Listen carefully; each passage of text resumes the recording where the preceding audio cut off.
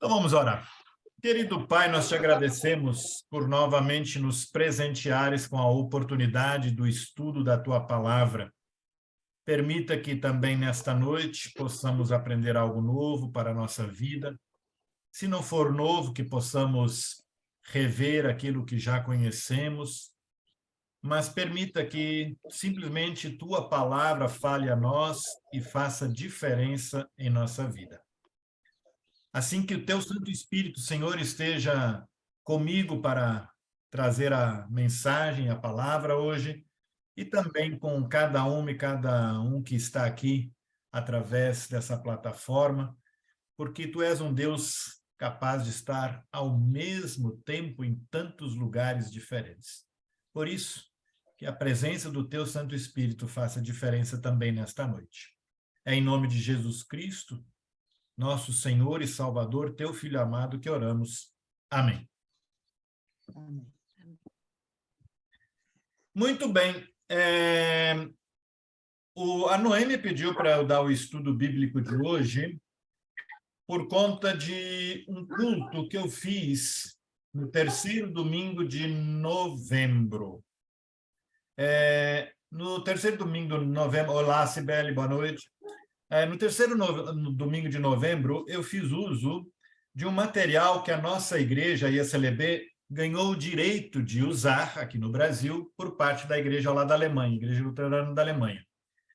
Eu não sei se alguém de vocês conhece essas cartinhas aqui. Nossa equipe. São cartas...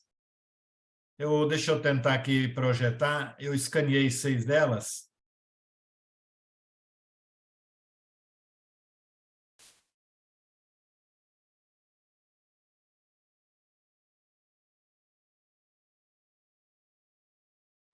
Não, tá danado hoje.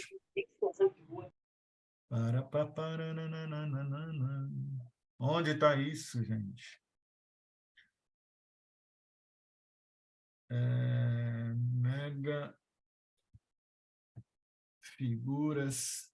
Já estava aberto antes, mas não apareceu. Cartas.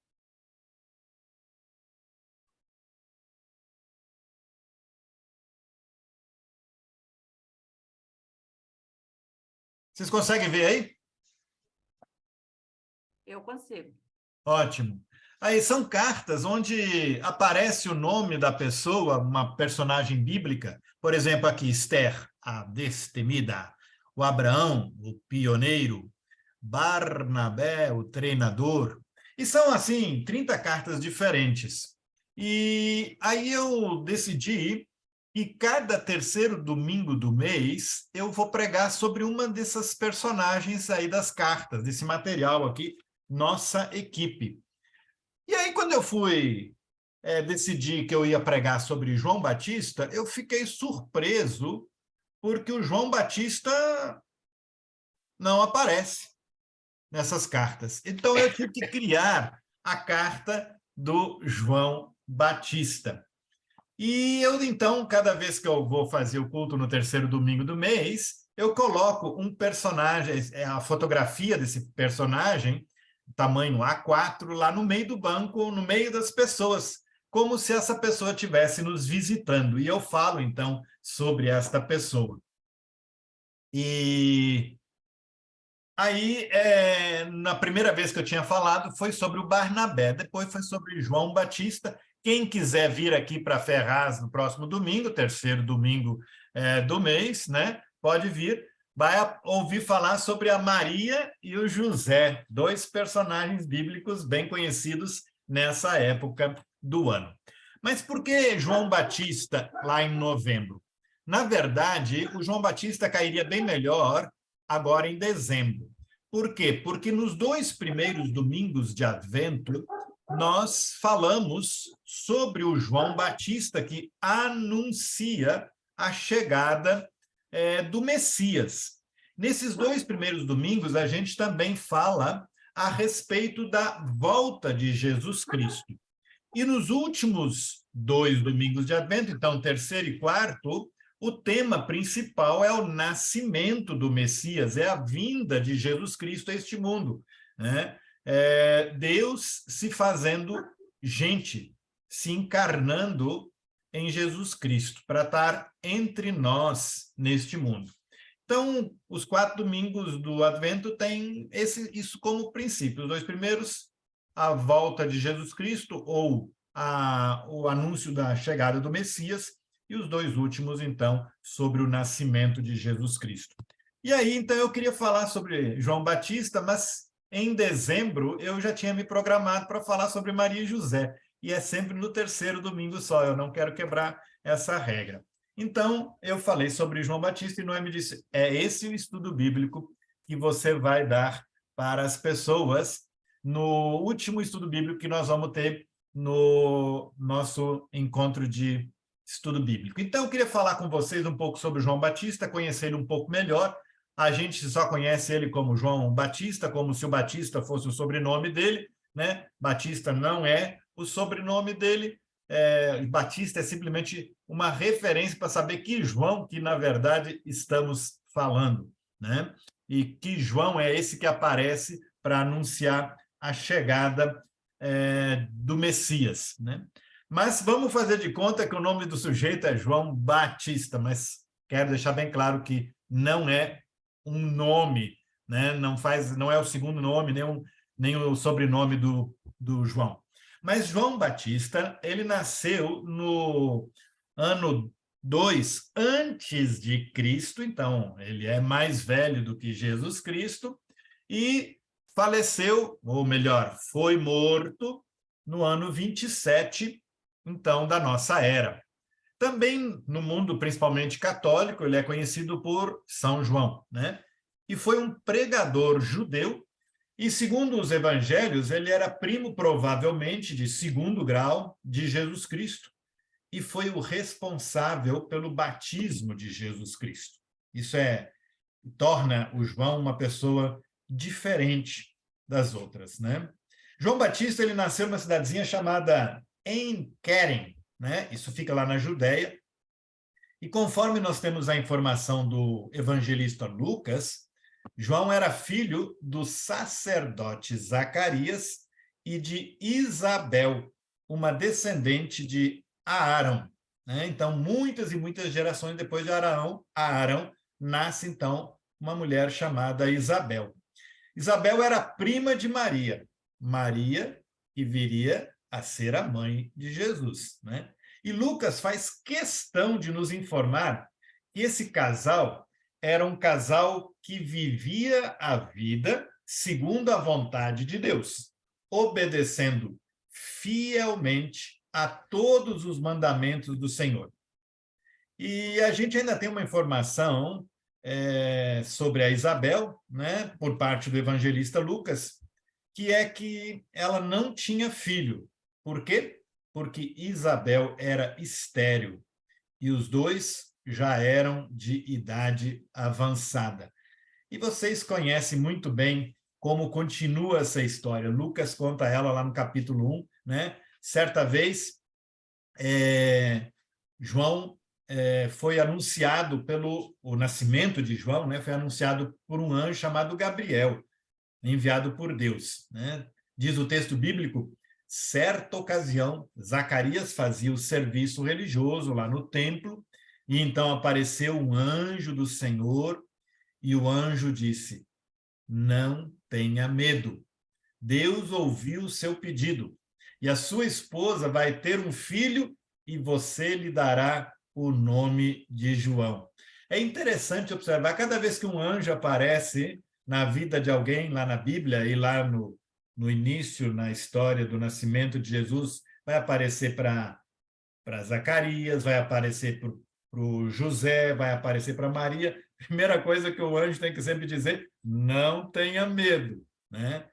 E ele então anuncia aqui de que a esposa vai ter um filho, ela já é idosa, na época fértil, quer dizer, época fértil de idade, né? Ela não teve filho, por isso constatou-se que ela era estéril, E o Zacarias dá uma risadinha, né? Não, vem com essa piada não, porque não é possível a minha esposa ter um filho, né? Mas, para Deus, nós sabemos, não existe nada impossível, né? E quando Deus decide dar um filho a Isabel e ao Zacarias, os dois já de idade, ela estéril, quando Deus decide, ele faz as coisas como ele decidiu, né? Então Isabel deu à luz a um filho, e como era prática entre os judeus daquela época e também até nos dias de hoje, no 8º dia, João passou pela cerimônia da circuncisão. A sua educação foi fortemente influenciada pelas ações religiosas lá do templo, onde o seu pai era sacerdote. Na verdade, a gente poderia, assim, se a gente quisesse atualizar isso para os nossos dias, a gente podia dizer, João, ele foi um filho de pastor, né? Ele foi filho de um sacerdote. E a sua mãe pertencia a um grupo, a uma ordem de mulheres chamadas filhas de Arão.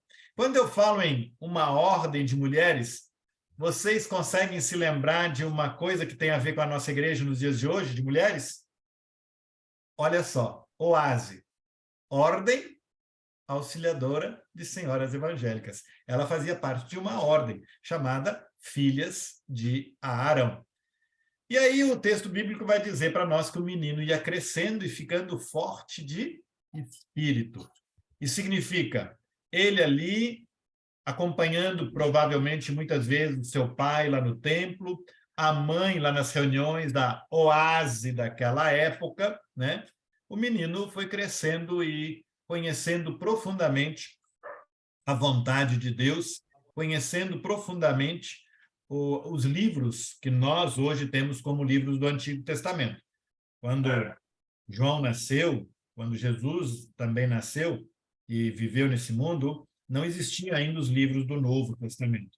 Acho que todos que estão aqui têm consciência disso, né? E aí, com o passar do tempo, o João se tornou um líder popular que reunia em torno de si um grande número de pessoas. E aí o João, nós vamos conhecer como João Batista, ele vai para o deserto e ele vai pregar lá, né? João iniciou a sua vida de pregação lá no deserto da Judéia.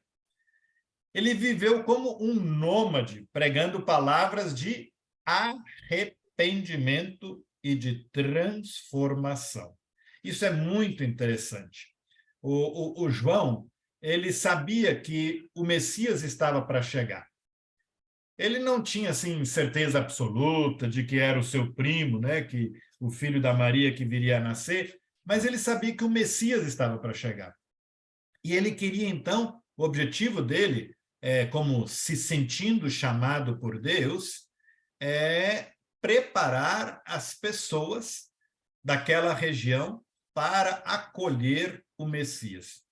E para acolher o Messias, era necessário mudança na vida daquele povo, uma mudança radical, né? E quando começou, os judeus estavam, como eu disse, esperando o Messias. Por quê? Porque eles tinham a esperança de que o Messias iria libertá-los da miséria e da dominação estrangeira. É bom a gente lembrar que o Império Romano tinha tomado conta de todo mundo daquela época, então, consequentemente, também do país Israel, né? Israel estava sob o domínio dos romanos. E todos nós sabemos que quando há um domínio de um outro povo, as pessoas, elas sofrem muito, né? A gente tem que entender, e a gente percebe isso em muitas parábolas de Jesus, né? De que o povo de Israel tinha que pagar muitos tributos para Roma, né? Os coletores de impostos, né, que eram judeus, eles eram odiados pelo povo judeu exatamente por quê? Porque os coletores de impostos, eles iam nas casas das pessoas, dos judeus, para receber os impostos, eles roubavam, porque eles cobravam um pouco mais, e repassavam isso exatamente para o inimigo, né? Então, havia muita pobreza naquela época por conta disso. Mas também as pessoas tinham se desviado muito de Deus, muito. Por isso, João chamava as pessoas a uma conversão, né? João anunciava que a chegada do Messias estava muito próxima e pedia a conversão e a posterior adesão do povo, selando-as com um batismo. Então, funcionava da seguinte forma: João pregava para o povo, falava que eles tinham que mudar.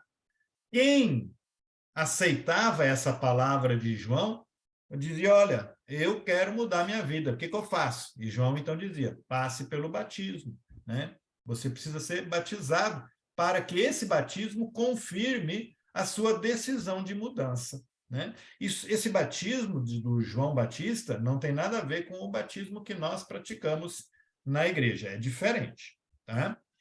Mas as autoridades daquela época, eles começaram a achar que João Batista pretendia ser o Messias, mas João Batista categoricamente dizia: eu não sou o Messias ainda está para chegar. E segundo Mateus capítulo 3, né, nós vamos ver que João dizia: olha, converta-se, porque o reino do céu está próximo. E, continua o texto dizendo, João foi anunciado pelo profeta Isaías, que disse: esta é a voz daquele que grita no deserto: preparem o caminho do Senhor, endireitem suas estradas. Aqui é uma forma meio simbólica para dizer: olha, é necessário mudar o rumo da vida de vocês, né? Então, o que o João dizia, isso já tinha sido anunciado pelo profeta Isaías. E a gente conhece muito bem, né, o Isaías por conta da roupa que ele usava e da comida que ele comia, né? João usava roupa feita... João Batista. O que eu falei? Isaías. Não, é o João Batista. Obrigado, dona pastora. O João Batista usava roupas feitas de pelos de camelo e cinto de couro na cintura, né? Isso era para demonstrar que ele não queria nenhum tipo de ostentação, né? Mesmo sendo aquele que vai anunciar a chegada do Messias. E comia gafanhotos e mel silvestre. E o texto de Mateus também vai dizer que os moradores de Jerusalém e de toda a Judéia, gente, é gente de tudo que é lugar, né?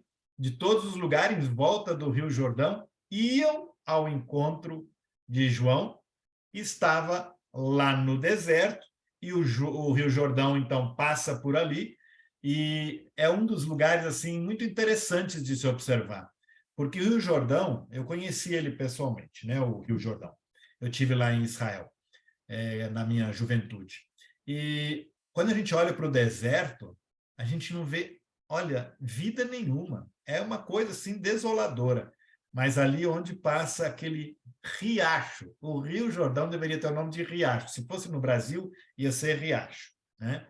Mas lá em Israel, ele recebe o nome de rio por quê? Porque é o único rio que corre água o ano inteiro. Todos os outros vão secar durante o verão, mas no Rio Jordão não seca nunca, né? Então, é um rio mais do que especial para o povo lá de Israel. Se a gente fosse comparar, isso seria o nosso Amazonas da vida, né? Um dos rios mais importantes para nós aqui no Brasil é o Amazonas, Rio São Francisco, né? Aqui no Brasil são rios gigantescos. O Rio Jordão não, é um riachozinho, mas corre água o ano inteiro. E ali, então, onde o Rio Jordão passa, lá no deserto, é um pouco mais verde, é muito interessante, né? E então, diz o texto que as pessoas que iam ao encontro do João Batista confessavam os seus próprios pecados e João os batizava no Rio Jordão, né? E certo dia aconteceu uma coisa que João Batista não esperava, né? Jesus foi da Galileia, onde ele cresceu, para o Rio Jordão, a fim de se encontrar com o seu primo, o João, né? E ser batizado por ele. Mas João procurava impedi-lo, dizendo: sou eu que devo ser batizado pelo Senhor, e não o Senhor por mim, né? Como é que o Senhor vem a mim?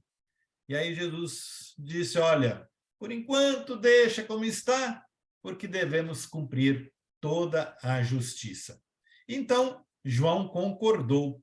E aí aconteceu uma das cenas, eu acho que na nossa imagem, assim que a gente cria quando a gente lê uma história, uma das mais maravilhosas que pode existir, né? Depois que Jesus foi batizado, logo que ele saiu da água, o céu se abriu. Jesus viu o Espírito de Deus descendo como uma pomba e pousando sobre ele. E aí do céu veio uma voz dizendo: Este é o meu filho amado, que me dá muita alegria, ou em outras traduções vai dizer que muito me agrada. Essa história está registrada lá em Mateus capítulo 3, versículos 13 até 16. Mas o João Batista, ele tem uma característica de que eu acho que ele era muito duro nas suas palavras. Ele não media as palavras, ele, como se diz, né, não tinha papas na língua.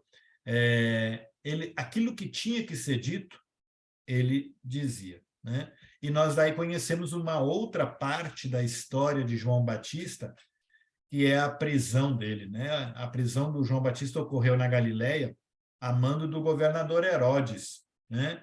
O Herodes, ele tinha muito respeito pelo João Batista, mas mandou prendê-lo e disse: olha, ele é o João Batista que ressuscitou dos mortos, é por isso que os poderes agem nesse homem, né? E, de fato, Herodes tinha mandado prender João, amarrá-lo e colocá-lo lá na prisão. E aí tem em Mateus 14 uma história que nós conhecemos bem. Ele fez isso por causa de Herodíades, né, que era a mulher do seu irmão, né? E João sempre dizia para Herodes: olha, não é permitido que você se case com a Herodíades, né? João foi duro, disse: não pode, na nossa lei, isto é pecado, você não pode se casar com ela. O Herodes era judeu, mas ele também era super poderoso e pensou assim: eu como, né, governador faço o que eu bem entender. E casou então com Herodíades. E certa vez, num dia de aniversário do Herodes, a filha de Herodíades, do outro casamento, dançou diante de todos e deixou o Herodes doidinho, né? E aí a filha, ela foi pressionada pela mãe. A mãe disse para ela: dê-me aqui num prato a cabeça de João Batista, peça isso para o Herodes. Porque o Herodes tinha dito: olha, estou tão encantado com a dança que você pode me pedir o que você quiser, mesmo que você me peça metade do meu reino, eu te dou. E a mãe chegou no ouvido dela e disse: olha, pede a cabeça do João Batista. Eu acho que Herodíades já não aguentava mais o João Batista de ouvir ele falando para o Herodes, porque ela não ia lá na prisão, né? Mas o Herodes ia, diz o texto bíblico, que ele ia lá ouvir o João falar, né? Gostava de ouvir o João falar. E aí a mãe disse: eu não quero mais ouvir esse cara falando com o Herodes, peça a cabeça dele, né? E diz o texto lá em Mateus 14, versículos 8 até 11, né? Depois a cabeça de João foi levada num prato, foi entregue à moça, né? E ela entregou a cabeça de João para sua mãe, né? João Batista, ele foi morto, então, no ano 27 da era cristã. Eu falei 22 no início, né? Não, 27 mesmo. 27 da nossa era.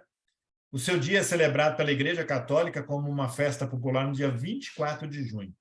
E seu martírio, quer dizer, essa morte, né, onde ele foi morto, é o dia 29 de agosto, como lembrança daquilo da sua morte.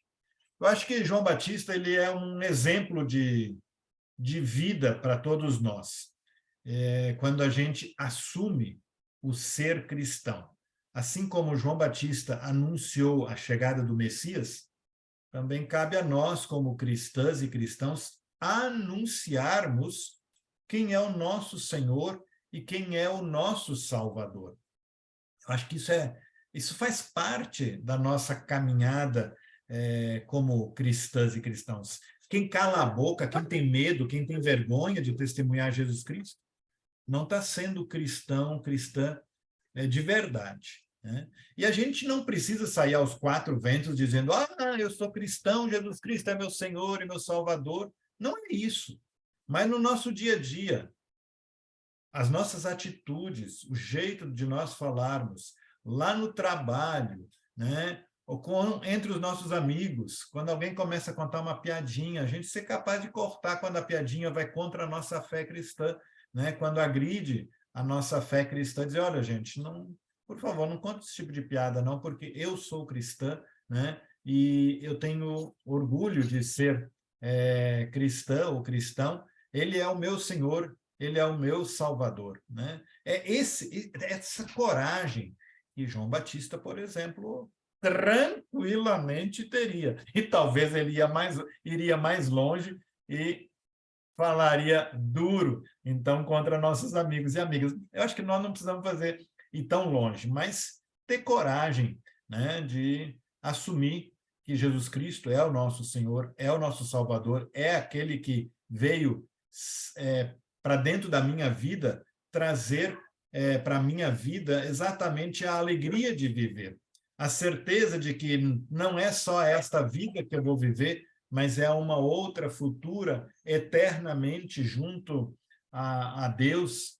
E essa coragem, eu acho que a gente pode aprender lá com João Batista. E talvez também, vez ou outra, né, quando a gente percebe que um familiar ou um amigo estão no caminho completamente errado, fazer o que o João Batista fazia, né? Gente, é mudança que é necessária acontecer. É necessária uma conversão, necessário mudar o rumo da sua vida. Às vezes a gente tem que dizer isso para as pessoas. Às vezes a gente pode até parecer chato quando a gente faz uma coisa dessa, mas se der um cliquezinho na pessoa, pode ter certeza que lá na frente ela vai te agradecer 1000 vezes por você ter dado esse toque para a pessoa, né? Percebendo que ela estava no caminho que não era o caminho que é da vontade de Deus.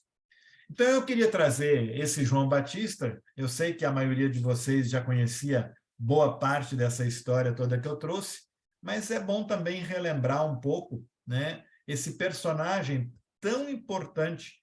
João Batista, ele é considerado o último profeta lá do Antigo Testamento, o primeiro profeta do Novo Testamento. Essa época da antiga aliança com um povo e a nova aliança que Deus vai fazer através de Jesus Cristo com todos os povos, né?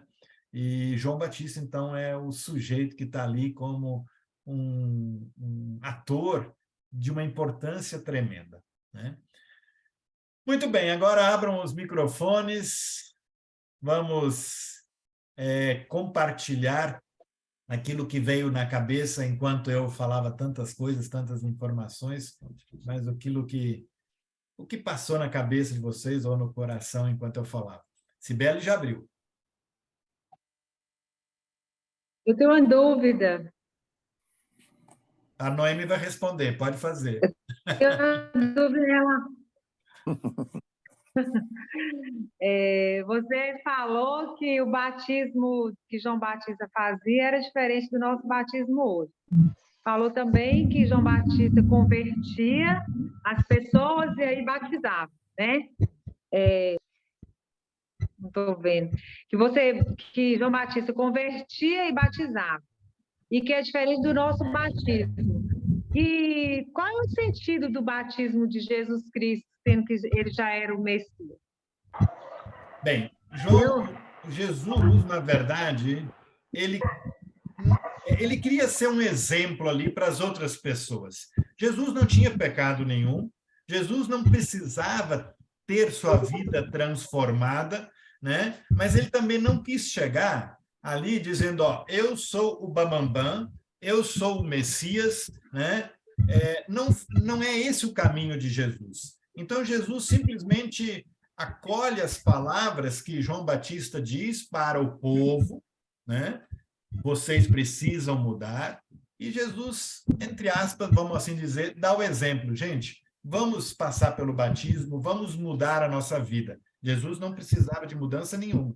Mas para não ser diferente das outras pessoas, eu creio que Jesus permitiu que João o batizasse. Na verdade, foi ele que pediu, né?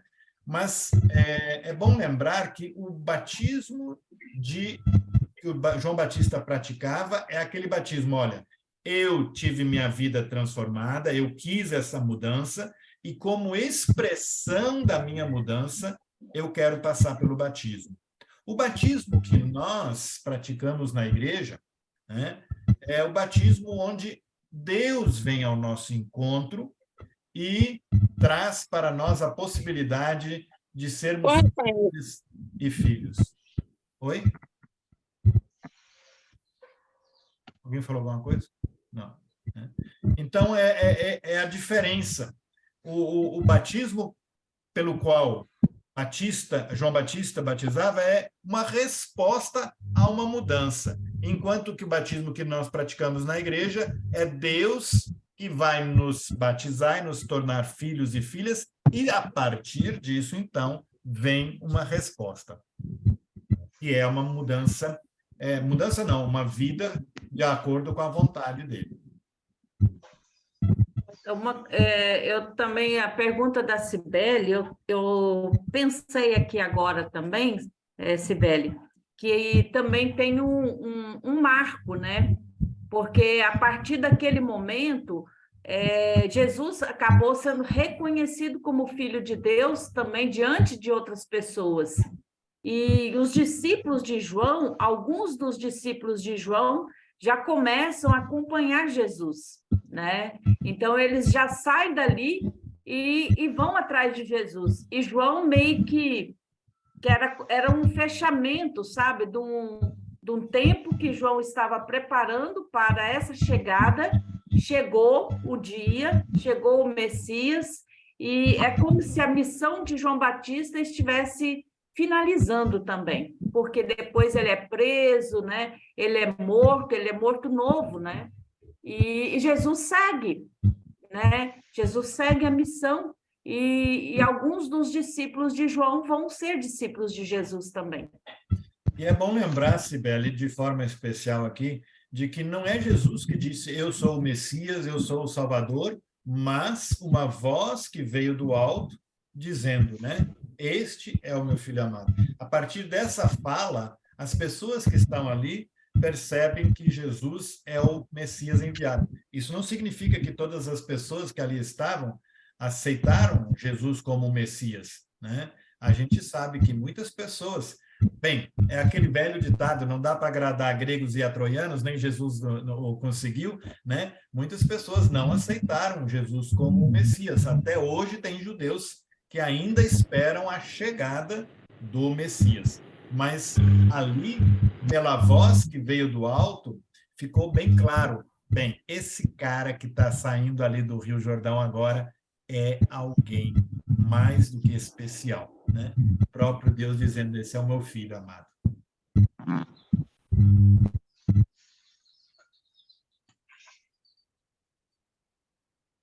Quem mais? Só a Cibele teve alguma coisa assim para falar?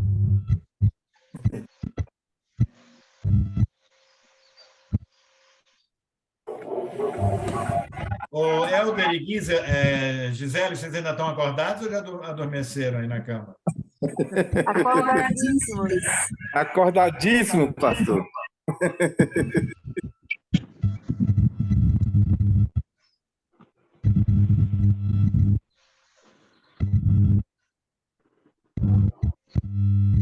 Noemi, ninguém mais fala, então você pode fazer o fechamento aí. Os bons filhos sempre voltam, né, pastor? A casa retorna. Verdade, verdade, viu? Ô, Noemi, eu não sei se você já estava quando eles entraram, os dois estão na cama, por isso que eu não quero aparecer aqui na Não vi na não, cama. mas pode aparecer, não tem problema não. Tem problema não, É Helder. dedo duro, viu, Helder? Mas é bom assistir na cama mesmo. Mas, bom, uma parte assim de João Batista, eu acho assim muito interessante, é que a mensagem de João é muito prática, né? Ele não é uma pessoa de fala difícil, né? Ele é uma pessoa de fala assim, bem assim, direta e reto, né? Quando ele estava batizando ali, as pessoas perguntavam para João, né, o que eles deveriam fazer, né? Então, e ele dizia assim, bem na cara, né, das pessoas. Por exemplo, os soldados que convertiam, perguntavam o que eu devo fazer. E ele diz: olha, se contentem com o salário de vocês. Ou seja, não pratique a extorsão por conta do poder, porque o poder ele corrompe, né? O poder muitas vezes nos coloca numa situação onde a gente tem alguns privilégios. E esses privilégios você pode acabar usurpando o direito do outro. E João diz: olha, contentem com o salário de vocês, né? Não fique tirando aquilo que não é, né, de vocês. Ao outro perguntava, por exemplo, olha, se você tem 2 capas, reparta com aquele que não tem nenhuma, né? Então, são ensinamentos muito práticos. E eu acho que Jesus vai nesse caminho também, né? De ensinar para a multidão através das histórias, através de parábolas. E aos discípulos ele dava a explicação, né, em particular, quer dizer, formando uma liderança, né? Enquanto que outros nem sempre entendiam, né? Quem queria e tinha o ouvido e a mente, o coração aberto, entendia, né? Mas aqueles que não conseguiam ver em Jesus o Messias, o Salvador, esses passaram por eles como cegos, né? Como cegos, guias de cegos.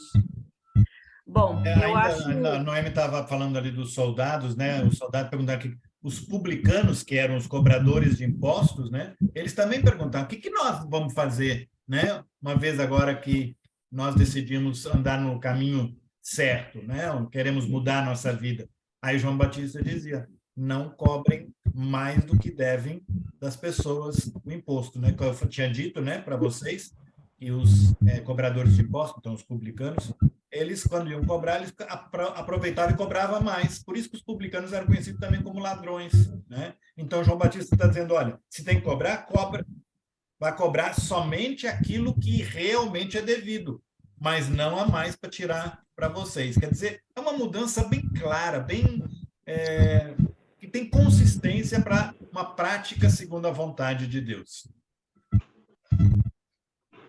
Mais alguém tem alguma pergunta?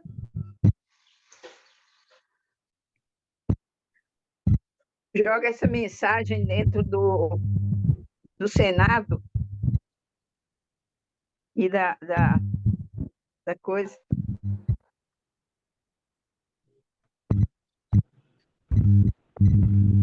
Não entendi, Henriqueta, cortou aqui o áudio.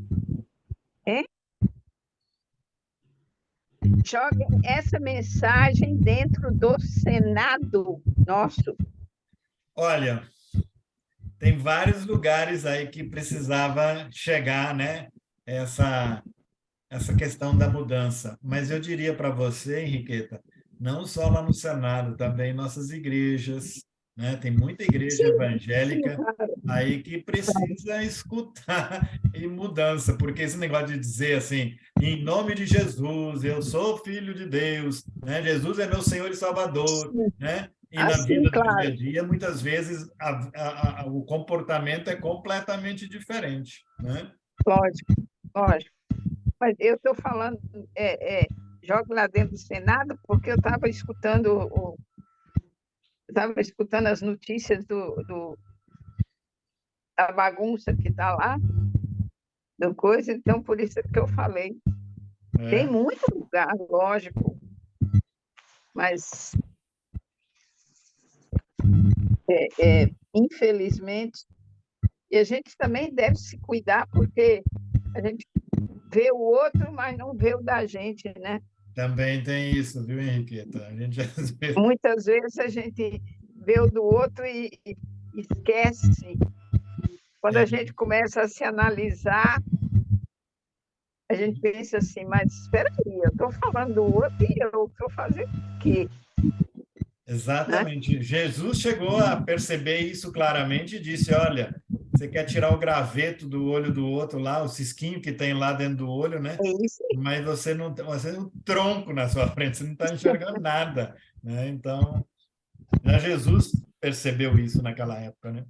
É, é difícil. É muito difícil. Bom, gente, se não tem mais nenhuma pergunta, nós vamos encerrar, então, o nosso estudo bíblico com uma oração, pedindo a bênção de Deus para cada família aqui também. Quero deixar aqui a minha gratidão, meu agradecimento a todos vocês que nos acompanharam durante todo esse ano, né? E que tem sempre tirado esse momento, essa quinta-feira, esse tempo, né? Para estar estudando junto a palavra de Deus. Então, muito obrigada pela caminhada. Se Deus assim permitir, né? Vamos estar de novo voltando para o ano que vem, se vocês estiverem animados e querendo também continuar, né? Porque tudo isso, né, a gente só pode fazer se vocês também quiserem e toparem estar junto. Tá bom? Vamos ter uma palavra de oração e depois a gente tem a palavra final, os avisos e a gente encerra.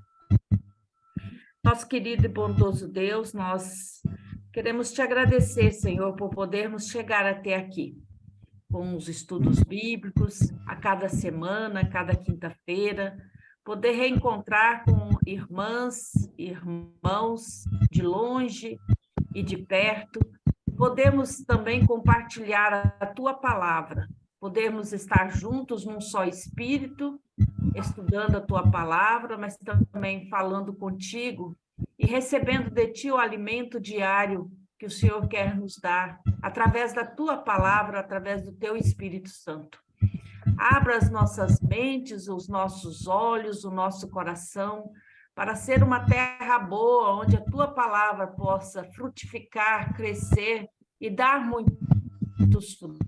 E que esses frutos possam alimentar também outras pessoas.